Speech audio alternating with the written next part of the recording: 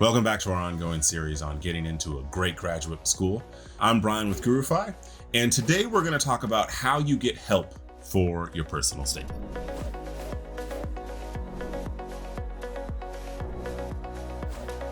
All right, so you've written a draft of your personal statement. Maybe you've used kind of some of the tips and tricks and hints that we've talked about in previous videos. I'll link those below. And now you're trying to figure out how you can go about getting help. Now, this might not seem like a fertile ground for its own video, but how you actually go about seeking advice and assistance for your personal statement is really important, because the editing process of a personal statement is really where the magic comes in. And so you want to make sure that you do this right. Obviously, the big elephant in the room is that I work for and I own a company that does personal statement advising and revision. And obviously, if you come to us, we do a great job helping you turn your personal statement for graduate school into something that's really powerful and compelling, but that might not be for everybody. So I want to give you some ideas for how you, on your own, if you choose not to use a service like ours, or even if you do and you decide to use a service like ours as part of a larger process for making sure that your personal statement is really tight, how you can go about doing that. First thing I'm going to talk about, what do you look for when you're getting help for your personal statement? I would say there are 4 things that you should look for when you're trying to get help on your personal statement. First is, does the person write well?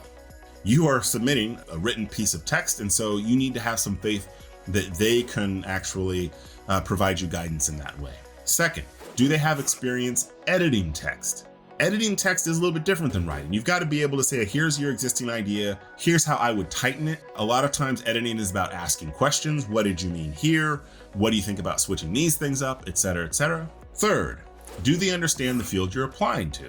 If you're applying to a physics program, yeah, someone who has an English PhD can help you, but they should also have some basic idea of the field, so that if you talk about something, they can say, well, that's not quite the right nomenclature, or you didn't quite get that idea right. They should have some baseline familiarity, all right? And lastly, can they be objective and frank with you? This is why maybe your mom isn't a great person, or your boyfriend or girlfriend, because a lot of times people who love you or like you, it can be hard for them to say, hey man, you are on completely the wrong track here. We need to scrap this and let's talk about how you can redo it.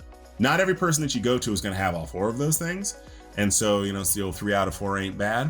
And so that's how I would approach it. The more of those 4 boxes they can check, the better. And the more maybe trust and emphasis that you should put on the advice that they give. Second main point, do not give your essay to too many people. If you give your essay to 7 people, you are going to get 7 perspectives on that essay. If you then try to incorporate all the advice that you get, your essay will be pulled in 7 different directions, and you will lose any sense of clarity and voice, and you will create what's called a Frankenstein essay, kind of a weird amalgam of parts that don't quite fit together. Begin this process by just accepting the fact that your essay cannot be everything to everyone, and don't try to make it do that. And one of the ways that you can avoid this is to be really selective up front about who you give your essay to. I always say, 2 is a nice number because it gives you a couple of different points of view. And if you're one of these people who, post their essay on a forum and you have 50 commenters on it, that's madness. That is a terrible way to go about editing an essay. One of the most important parts of getting help is to make sure that you don't view getting help as a one-way process. It's got to be a dialogue. So ask follow-up questions. If you ask your helper about changes that you're not sure about, the conversation could help you sharpen your vision of what you hope your essay becomes. So if they say change X, Y, and Z, ask them why you think that. And if what they say resonates, then accept it. If it doesn't, then be prepared to ignore it. In particular, all right, this is kind of the one that happens all the time. Beware of advice that is, hey man, you should add X, all right? The problem with advice where someone tells you, hey, you need to add this, is that you don't have unlimited space to include everything. If a personal statement was like a 30-page document, then of course you could say, hey, add this, add that. But if you're dealing with 1,000 words, which is about what most personal statements are, and someone tells you, oh, you've got to include this, this, and this, a lot of times what that means is you've got to take something out.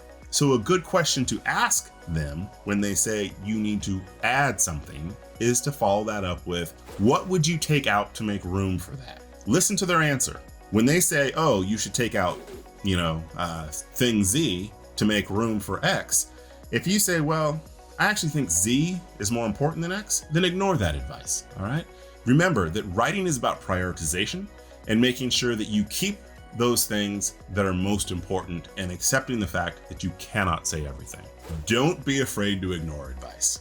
If you've chosen your helpers wisely, you should consider everything that they tell you, but don't be afraid to pass on their advice if it doesn't fit your priorities, your vision, and positioning as an applicant. So many times I see people who, will come to me because they just know their essay is broken, and I'll talk to them about it. It's like, yeah, I sent it to 10 different friends and I used all that insight to help rebuild an essay. And like, did you actually like all the advice that you got? It's like, no, but they got into graduate school, so I figured they knew.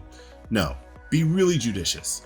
At the end of the day, this is a personal statement. It has to be personal to you, and that means taking personal charge of every step along the way. So if a piece of advice that they give you does not advance what you think the best vision of your essay is, ignore it. But the flip side of that, don't fall victim to pride of authorship. A personal statement should feel personal, but you shouldn't take any advice personally. If you come to me, for example, and I say, here in this middle section, you sort of lose your way and you're not connected to your core thesis or positioning as an applicant anymore, I'm not telling you I think you're a bad person or that I think you're dumb. I'm just telling you I think you made a mistake on your personal statement and we still have time, so let's fix it, okay? Don't act like this personal statement is your wonderful, perfectly formed little baby that you cannot change. No, drafts are meant to be reworked and revised. So if what you're feeling is just, oh, he's attacking how I write, don't allow pride to prevent you from getting the help that you need. Try not to let critique sting you and lead you to just reflexively reject advice. Be open-minded to it and consider it carefully. And lastly, I will end where I began, is you should consider professional assistance. Sometimes it can be a little bit expensive, but in the end, if you're willing to spend tens or even hundreds of thousands of dollars on a graduate program, spending a small fraction of that to get you into your desired school only makes sense. The difference between going to a graduate program that you're really excited about and has an excellent reputation and wonderful professors and great resources versus one that's maybe a notch or two below, it's all the difference in the world. So don't balk at this point on spending $500 or $1,000 to get a transformative experience only to, spend $80,000 later on for something that's not quite perfect for you, all right?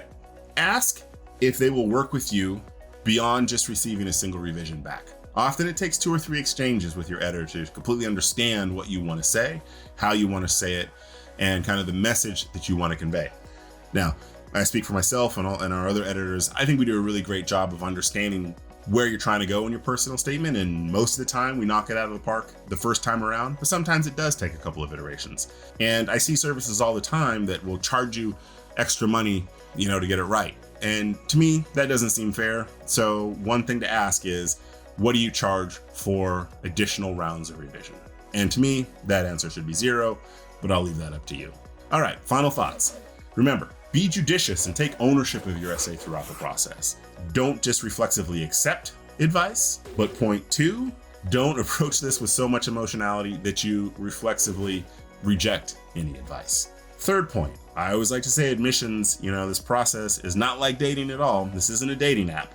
Think purely in terms of what will help you earn admission into a school that fits you well. This isn't about burying your soul. Every step along the way, think strategically. Obviously, always be meticulously honest. I'm not telling you to lie. But when people say be yourself, a lot of times people mistake that for, let me tell you all my interpersonal struggles and thoughts and demons, etc., so that you can know me at my core. No, there are lots of selves, right? I have student Brian, I have teacher Brian, I have husband Brian, I have father Brian. I'm a different person in all contexts. And so what you need to think about when it comes to your personal statement is you make sure that you convey that version of yourself that is most attractive to the school. That is your mission. That should be kind of the North Star that guides how you approach this process. Yes, obviously be meticulously honest, but also be judicious in terms of thinking about the sides of yourself that you choose to put out there. That this is not like college where the personal statement is about being zany or weird. This is about demonstrating that you're smart, prepared, qualified, and that you are a really promising and thoughtful student. So hopefully this has given you some thoughts on how you can go about making sure that you get really good help in your personal statement. In the next video, we're going to talk about how you go about choosing which graduate school